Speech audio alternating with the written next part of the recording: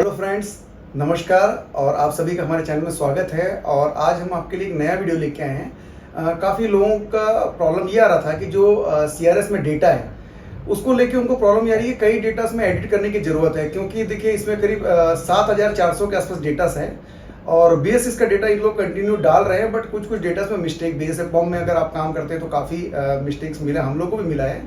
और इंजेक्टर्स में भी क्या है, BS6 के बहुत से इंजेक्टर्स में डेटा की एडिट करने की ज़रूरत है। तो ये सिर्फ सिमुलेटर की बात नहीं है, अगर आपने स्टारडेक्स लिया है, अगर आपने वन सॉल्यूशंस भी लिया हुआ है, तो बहुत जगह ऐसी प्रॉब्लम्स आती है कि इंजेक्टर को डेटास में एडिट करने की जरूरत पड़ती है। तो जो भी लोग रखे उनको पता है, वो क्रॉस रेफरेंस से डेटा को एडिट कर लेते हैं। और डेटा एडिट करना आपको पड़ेगा भी, क्योंकि कब अपडेट आएगा उसके हिसाब से आप इंतजार नहीं कर सकते। तो डेटा एडिट करने की जरूरत पड़ती रहती है। और मास्टर इंजेक्टर जब भी आप लेंगे तो आपको क्रॉस रेफरेंस मिल जाता है कि भाई ये मास्टर इंजेक्टर है, ये आइडल पोजीशन में ऐसा ऐसा डेटा अगर देता है और हमारा जो सिमुलेटर पे जो डेटा आ रहा है वो बार बार उस पर्टिकुलर टेस्ट प्लान में उस जगह पे जाके वो फेल करता है। तो उस जगह पे अगर कॉपी में नोट कर लेंगे तो बार बार क्या होगा, कॉपी में आपको देखना पड़ेगा, हाँ भाई आपने वी में यहाँ पे इतना आता है, रीडिंग्स में रिटर्न में आपको इतना आता है। उससे अच्छा है कि आप डेटा को एडिट कर लीजिए, क्योंकि वो आपका खुद का सिस्टम है, तो उसमें आपको ज़्यादा ईजी रहेगा। तो आज की वीडियो में आपको ये बताना चाहता हूँ कि CRS 101 में या 102 में जो इस टाइप की मशीन है, इसमें डेटा एडिट कैसे करते हैं। और ये बहुत ही सिंपल है। इससे क्या होगा, जो आपका डेटा है वो एडिट हो जाएगा और अगली बार सब सेम इंजेक्टर आता है तो आपको टेस्टिंग करने में सहूलियत होगी। तो हम चलते हैं स्क्रीन की ओर, आगे फिर मैं आपको डिटेल्स बताता हूँ इसमें डेटा एडिट कैसे करते हैं। तो फ्रेंड्स, हमने स्क्रीन में फोकस किया हुआ है और ये आपका इंटरफेस खुल गया है ना। तो यहाँ पे हमने इंजेक्टर्स में चले गए और पर्टिकुलर अगर हम मानते हैं कि किसी इंजेक्टर में आपको प्रॉब्लम आ रही है, उसमें आप काम कर रहे हैं, तो चलिए इसमें अपन चलते हैं, इसको कंटिन्यू करते हैं और आगे देखते हैं डेटास क्या है। ठीक है, यहाँ पे आप सबको पता है कि ये जैसे अपने वार्म इसमें क्या करता है, वो सिर्फ डीजल को हीट दे रहा है और यहाँ पे लीक कर रहा है, लोड देके लीक टेस्टिंग कर रहा है। ये VL आपको पता है, फुल लोड आप लोग बोलते हैं। यहाँ पे देखिएगा ये लिखा है 54.3। अब यहाँ पे उसने उसकी लिमिट्स दी है कि 50.3 to 58.3 के बीच में काम करेगा। जब ये सेम रीडिंग आती है तो ये तो टिक हो जाता है, बट इसके आसपास की भी रीडिंग रहती है तो वो बोलता है चल जाएगा। तो यहाँ पे हल्का सा येलो करता है वो, तो वो उससे आप पहचान सकते हो कि ये नियर अबाउट रीडिंग है। अब मान लीजिए कि कंटिन्यू आप काम कर रहे हो और VL की रीडिंग यहाँ 54 की जगह 64 आ रही है, 70 आ रही है, तो यहाँ पे आपको क्या शक होगा कि डेटा गलत है। ठीक है, या फिर यहाँ पे आप VL की रीडिंग आपकी आ रही है 30, 35 आ रही है और आपने करीब से 5-10 बार चेकिंग कर लिया, अलग अलग इंजेक्टर्स में आपके पास नए इंजेक्टर पड़े, उसमें भी क्रॉस रेफरेंस ले लिया। तो यहाँ पे क्या जरूरत है, आपको एक चीज समझ में आया कि इसमें डेटा को एडिट करने की जरूरत है। ये कहीं ना कहीं मतलब किसी और मशीन से भी आपने क्रॉस रेफरेंस किया तो ये कंफर्म हो रहा है कि डेटा गलत है, आपने इसको कंफर्म कर लिया। अब क्या जरूरत है, आपको डेटा को एडिट करने की जरूरत है। अब बहुत से लोग बोलते हैं हम कैसे एडिट करें, हमको पता ही नहीं एडिट कैसे होगा। तो ये बहुत ही सिंपल है। आप इसके हिसाब से अपने पूरे प्लान्स में जो भी चीज़ें यहाँ पे दिख रही है पूरे प्लान में, इसमें सभी चीज़ों को आप एडिट कर सकते हैं अपने हिसाब से। ये ऑप्शन कंपनी ने दिया हुआ है, क्योंकि कंपनी भी एडिट करती है भाई। जो इंजेक्टर मैन्युफैक्चरर है उसने अपना चीज़ जो बनाया है उसको उसने सीक्रेट रखा हुआ है। तो ये लोग जो कंपनियां काम करती है, ये क्या करती है, क्रॉस रेफरेंस लेती है। तो क्रॉस रेफरेंस लेने के बाद ये लोग क्या करती है, डेटा को उसमें एडिट करती है जब आप मशीन को अपडेट करते हैं। तो अब ये कैसे होता है ये मैं बताऊँ। तो आपको यहाँ पे एडिट करने के कोई फंक्शन में मत जाइए, आप यहाँ बैक में जाइए। बैक करने के बाद यहाँ पे आप देखिएगा ये मॉडिफाइड लिखा हुआ है।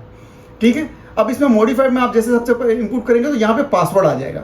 अलग अलग मैन्युफैक्चरर अपना अलग अलग पासवर्ड लगाया हुआ है। तो हम लोग यहाँ पे जो पासवर्ड हमारे मैन्युफैक्चरर का है, जो हमने या फिर आपने हमसे मशीनें ली हुई है, तो हमको अपना पासवर्ड पता है। तो हम लोग थोड़ा सा आगे बढ़ते हैं और मैं पासवर्ड लगाता हूँ। ठीक है, यहाँ देखिए गलत पासवर्ड लगाएंगे तो ये बता देगा कि गलत है। फिर से हम लोग ट्राई करते हैं इसके सही पासवर्ड क्लियर। ठीक है, तो एक बार और मैं वापस बढ़ता हूँ और हम लोग इसके ऊपर जैसे मैंने आपको बताया है कि इसमें मॉडिफाइड में फिर से जाते हैं।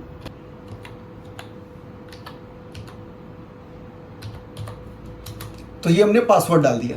ठीक है, अब पासवर्ड करने के बाद यहाँ पे आप देखिएगा ये जो हमने इंजेक्टर नंबर हम लोग जिसके ऊपर डिस्कस कर रहे थे, ये इंजेक्टर नंबर आ गया, यहाँ पे आपको ये आ गया और यहाँ पे आपको वोल्टेज भी पता चल गया। ठीक है, ये देखिए। लेकिन मेन डेटा को मैं यही बोलूँगा आप लोगों को, मेन डेटा को अपने से कुछ भी नहीं करना है, जो डेटा इसमें है वो कीजिए। अब यहाँ पे हम लोग चलते हैं, ये देखिए जो टेस्ट दिया हुआ, जैसे अपन बात करें VL की हम लोग बात कर रहे थे, बाकी टेस्ट के भी आप किसी भी डेटा को आप उसको कर सकते हैं। ठीक है, तो यहाँ पे सभी चीज़ दी, तो हम बात कर रहे थे VL की।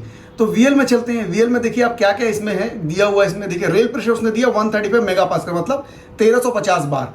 यहाँ पे भी कम ज़्यादा किया था, बट डिज़ाइनर के हिसाब से, जिस हिसाब से डिज़ाइनर ने प्लान किया है, जहाँ से वो डेटा लिया उसके हिसाब से उसने रेफरेंस लिया है। तो यहाँ पे कोई चीज़ नहीं करना चाहिए, मेरा ऐसा मानना है।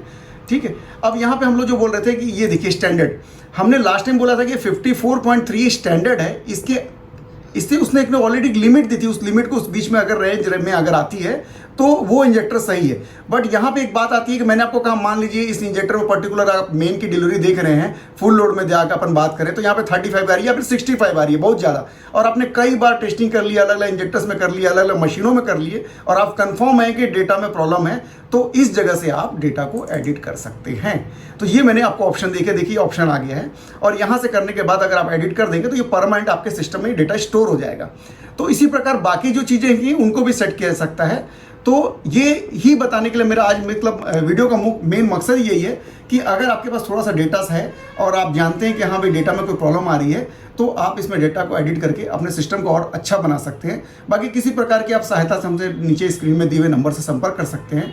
और मैं आप कोशिश कर रहा हूँ कि जो भी चीज़ें क्या होती है, कुछ चीज़ें लोग सीक्रेट रखने की कोशिश करते हैं, मैं हमेशा कोशिश कर रहा हूँ कि चीज़ें आपके लिए आसान की जाएँ, ताकि ज़्यादा से ज़्यादा लोग इस फील्ड में काम कर सकें और सहूलियत बनी रहे। क्योंकि सबके लिए मशीन है, मैं कभी भी ये नहीं बोलता कि आप हमसे लो, आप जहाँ से भी मशीन लो, बट सारे पैरामीटर्स अगर आपको पता होंगे कैसे काम करना है, किस तरीके से काम करना है, इसलिए हम लोग कोशिश करते हैं कि छोटे वीडियोस आपके लिए बनाए जाएं।